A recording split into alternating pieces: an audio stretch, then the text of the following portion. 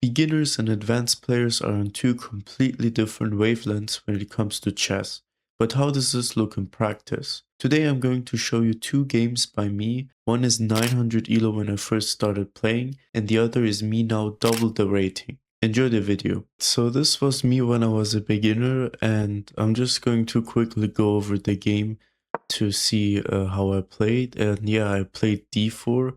Now I switched to e4 like 1 year ago, and we have the England gambit by our opponent. So I took knight to c6, knight to f3, so far so good, and queen to e7. Yeah, so the entire trick of this opening is that if you play bishop f4, there's this check, and then you have to drop your bishop back. Queen is going to take this, and then play either one of these pieces onto b4, and try to annoy you a little bit. But in general, this is just not a good opening. And let's just see how I played. Yeah, knight to c3, actually not bad. I give up this pawn, but after that they have no tricks, and I'm completely fine. Yeah, I don't know about taking on e5, but I guess it's a trade at the end of the day and not a huge mistake, so that's fine. b3.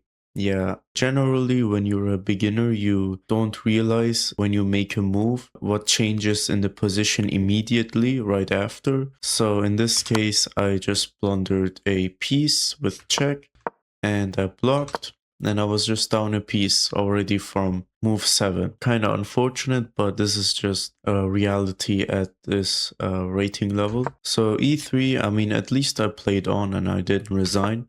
Bishop c4, castles, simple development. I will say I would have at the very least moved the rook to c1 if I had to do it. Yeah, rook b1 is just looking at this pawn. But yeah, bishop f6 by the opponent. I moved my rook. Yeah, I don't like bishop c1 here. What I would have probably played is something like queen e2, and then bring a rook onto the e file, and then push this pawn. And yeah, try to take advantage of the king being in the middle. But yeah, this just allows a queen trade, and now it's much easier for black here to win the game. I didn't know that back then. So yeah, I dropped my bishop back. Yeah, I think at that time I knew that I shouldn't trade pieces when I was down material, but for some reason I didn't find any other move than bishop c1 and then trading the queens. So that was also a thing. And yeah, bishop e5, and I didn't trade. I mean, it's okay, I guess, but I would have probably looked into playing f4, for instance, here. They have to drop back and then, I guess, take some space on with the pawns. And now we have d5, so actually this is pretty well played by the opponent here, opening up the center, because that just invites more trades, which means it's going to get easier for the opponent. So I played c4, and unfortunately I just have to keep on trading pieces, and yeah, we have knight to f5, move my bishop. Yeah, see, the problem is, I mean, I'm trying my hardest to not trade pieces here, but in doing so, I quote-unquote waste tempos and just make my position overall worse. So that's also very important to consider.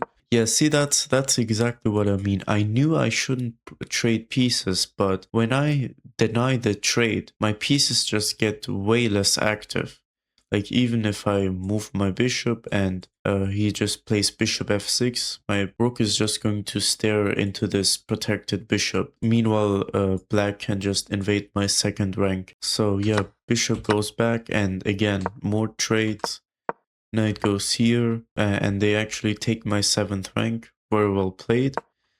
Yeah, and from here it's just shuffling back and forth with my pieces, desperately trying to hold on. Rook e3, they pin my bishop, protect and attack at the same time. But yeah, bishop f5, and technically that drops a piece, but the opponent does have bishop c2, putting pressure on my piece and winning it right away immediately. So I didn't actually win a piece after that. And b4, yeah, I just took some pawns, shuffled some pieces back and forth, And yeah, even blundered my rook. And then it was just over. Yeah, they got a queen. So what were the main mistakes from this game? I would say tactics, 100%. I mean, like from the very first moves, I already played b3, which unfortunately blunders a piece. Blunders, tactics are probably the two most important things to get out of this low rating. And let's go over to how I play now. And now we have one of my recent games to compare with the beginner one. So we have d4, knight f6, knight f3, d5, completely normal moves. Both of us take the center. Bishop g5 is already not an amazing move because I can just play h6 and punish it right away. If they take my knight, I end up with a bishop here. And if they choose to drop back, I have g5, knight e4, and ideas with h5, h4 to trap the bishop. And if they move their h-pawn, I can take the bishop, f-pawn has to take back, and then I target this weakness around the king. Very difficult to defend for white here too. And they play e3, so they really had to play knight to d2 here already because I'm threatening h5, h4, and that challenges my knight. I would then have to take, and then this idea becomes no longer possible, but instead they played e3, which just allows me to play h5.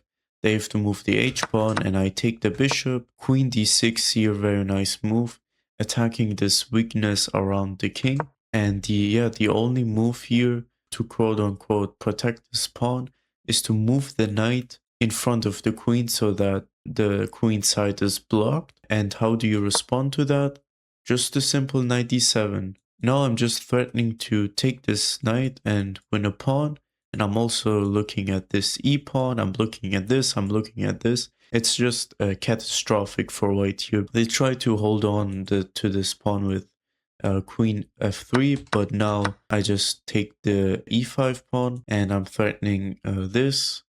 So they had to play knight to c3. And here I played d4 with the idea to not only pressure this pawn, which is pinned and there's a king behind it, but also attack this knight. If the knight moves here, for example, I'm just going to take this pawn and maybe I take this pawn, or I just keep on developing rapidly. I'm just trying to put pressure on white's position here. They drop the knight back. And then g4, attacking the queen, gaining yet another tempo, but they can't take this. Otherwise, bishop will take. They have to move the queen once again. And I have developed my bishop with an extra move. So obviously they had to move the queen. And then I give a check. I don't want a queen trade when the king is so exposed like this. So c3, I took the middle pawn, they took back, and now bishop h6, attacking the queen. And next move, I would really like to play queen e5. And also, I saw queen d4 as a threat here, attacking my rook. But as a response, I would just play e5, protected by the queen. So the queen has to move again.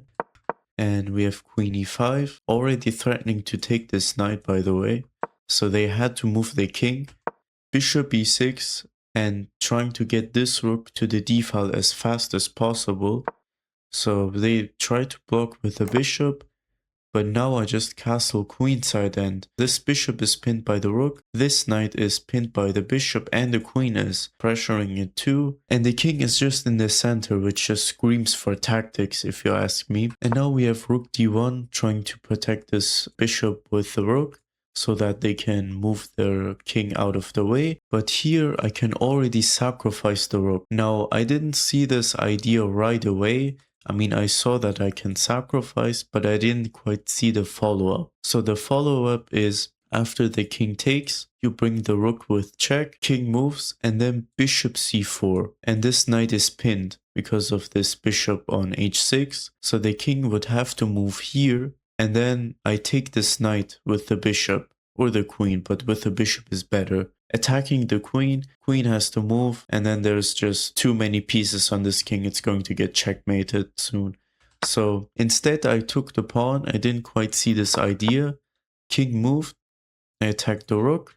Rook moved over here, attacking my a7 pawn. And now I saw this rook sacrifice idea.